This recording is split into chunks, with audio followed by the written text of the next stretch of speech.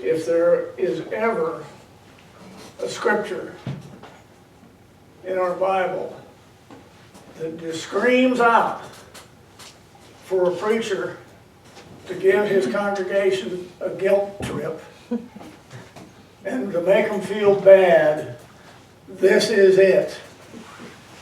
But I intend to take a different approach, because I don't think God or Jesus intends for us to listen to a bunch of guilt trip type preaching.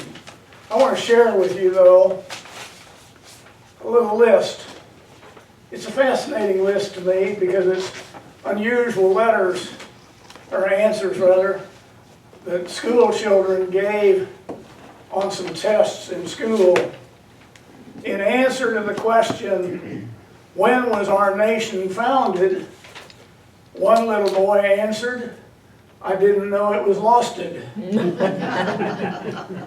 Another said on another subject, the subject of myths, said a myth is a female moth. Still another said that Socrates died from an overdose of wedlock. And asked to describe the famous painting of Whistler's mother, one student explained, it shows a nice little lady sitting in a chair waiting for the repairman to bring back her TV set. And there's another little interesting answer. One young student said, a horse divided against itself cannot stand. And another said, the death of Thomas Jefferson was a big turning point in his life. But here's one of the best that I saw. A little girl answered a question that was asked on to describe people. And here's what she wrote. People are composed of girls and boys, men and women. Girls are nice. Boys are no good until they're grown up and married. My mother is a woman, which is a grown-up girl with children. My father is so nice that I think he must have been a girl when he was a little boy. Well, what we can learn from those things is right answers, yes, right answers are really important. But maybe, just maybe, questions are as important, if not as important. And that's the right question. And I titled the sermon this morning, Ask the Right Question. Because the right question for you and for me today is, what does it really mean to be a Christian? There's a wonderful story that Billy Graham tells on himself. And it happened early in his ministry when he was a young man. He arrived in a town early where he was set to give a revival that evening. And early in the day, Dr. Graham was walking around town looking for a place to mail a letter. And he came across a little boy. And he asked the little boy for directions to the post office. And the little boy said, well, you just go down Main Street, go 2 blocks, turn right, go 1 more block, turn left, and there it is, right on the corner. You can't miss it. And Dr. Graham thanked the little boy, and he says, you know, he says, if you come to the fairgrounds tonight at 7 o'clock, you can hear me preach. And I will be telling people how to get to heaven. And the little boy said, you know, I don't know that I'll be there tonight. And Dr. Graham asked him why, and he said, well, he says, you don't even know how to get to the post office. See, the great thing about that story is that Dr. Graham tells it on himself, And he does so with such humor, and he does it with so much fun and delight. But the story has a message. You see, it reminds us that all of us, each and every one of us in this life, is looking for something, and that we need help from somebody, somehow, some way, to find our way. We need somebody to guide us, somebody to lead us, to advise us, to comfort us, to encourage us, to continue to help give us directions. We need someone to save us from our lostness. You see, that was what was the rich young ruler's problem in the reading this morning. He was lost. He couldn't find his way. He had all the things that our Madison Avenue world tells us that we need to be happy. Wealth, power, youth, strength. And yet, despite having all those things, he felt empty inside. He felt unfulfilled. He felt lost. But give him credit for this one thing. He realized where the answer was. He realized the answer was Jesus Christ. And he came looking to Jesus for help. But when Jesus told him, "Come and follow me, join with me, walk with me, and you'll find a richness of life that is indescribable," the young man turned away, and he sadly walked away. I can just see him, maybe you can too, walking away from Jesus, shoulders slumped, eyes downcast, feet trudging away in sorrow, just bent over. The picture of defeat, emotionally spent. You see, he knew Jesus was right, but he just couldn't do it. He couldn't make that commitment, and he could miss that new life that Jesus held out for him. Well, as many of you know, there was a time in my life, not so very many years ago, when I had a similar problem to the rich young man. I was not exactly rich, but I had an obsession. The obsession was with material things, the trappings of money and power, and houses and cars, and everything else that life could have with money. And even though I had all of that, things were not going the way I thought to in life. And this was prior to my going to seminary and being ordained. But it's still 15, 20 years ago. And there was a friend of mine that I worked with in another spiritual way who was trying to help me get my life together. And he continually reminded me that I had the focus of my life on small gods of the material world, that I needed to focus more on the spiritual well-being and not the financial, material one.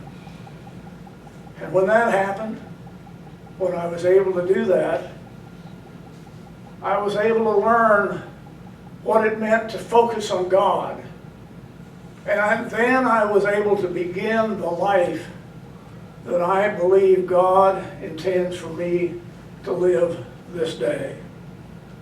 Today, I have an income that is less than I actually earned 50 years ago in real dollars and cents. not inflated dollars and cents. But I have today so very much more. I have that life that Jesus held out to that young ruler, a richness of life that is indescribable. And I believe my story, as well as that of the rich young man, and I know that there are so many more, many of you may be aware of, one thing they have in common. They show some keen insights in what it means to be a Christian. And that is all rooted in Jesus Christ. Let me show you what I mean. I'll give you three rather quick thoughts. First of all, Jesus is the one who shows us the way to commit our lives to God. You see, I could not make that commitment. The rich young man could not make that commitment. But finally something happened. Well, when he was a young boy, Michelangelo went to a master sculptor, and he asked that sculptor if he could become a student.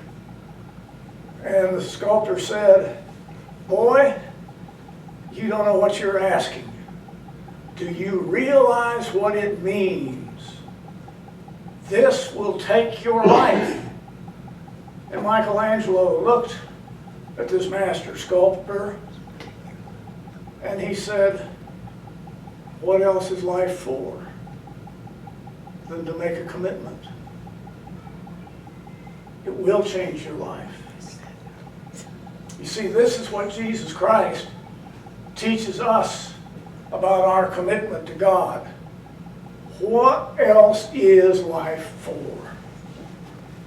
Jesus shows us how to love God, with all our heart, with all our mind, with all our strength, and with all our soul, and saying it with joy, and saying, what else is life for? Second, Jesus is the one who shows us how to love other people. There's an old hymn that says it perfectly. Lord, help me live my day, day to day, in such a self-forgetful way that even when I kneel to pray, my prayer is for others. Now here's the last line I want you to catch it. He prays, that I may live like thee. Jesus teaches us the best way to show our love for God, and that is to love others just as Jesus did.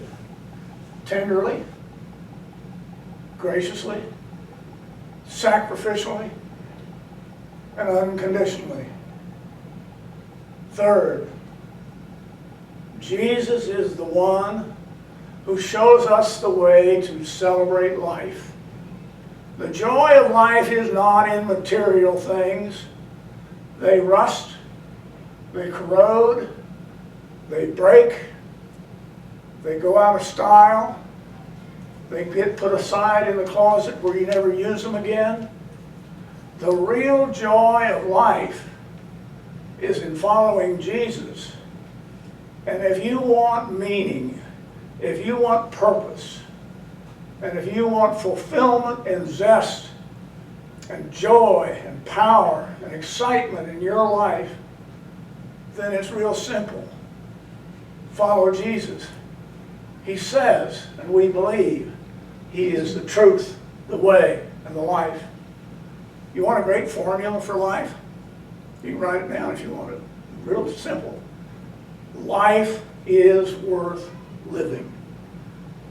People are worth loving. Jesus Christ is worth following. Follow Him imitate him, learn from him, serve him, and trust him. Some years ago, there was a fire that broke out in a Chicago hotel, and flames and smoke blocked all of the normal escape routes. People couldn't get out. And there were some people on the 10th floor, and they went out on the balcony to try to escape the smoke, but they were trapped there. They couldn't get back in, they couldn't do anything. And it looked as if they were doomed. However, there was one young man in the group, and he braved the smoke and the fire, and he went back into the building. Fortunately, he found an exit to a fire escape. Well, courageously, he made his way back through the smoke and the flames, and he led the group to safety. Another person in the group later on said, "You can imagine the feeling of relief that we had and that we felt when that young man came back and he said, 'Follow me, I know the way.'" That's what the Christian gospel says to us this morning. Here is the one who knows the way to safety and to life. Here is the one who can deliver you. Here is the one who can lead you. Follow him and you can live. He will lead you to commitment, to love, and to life. And by the way, if no one has told you today they love you, I do. Amen.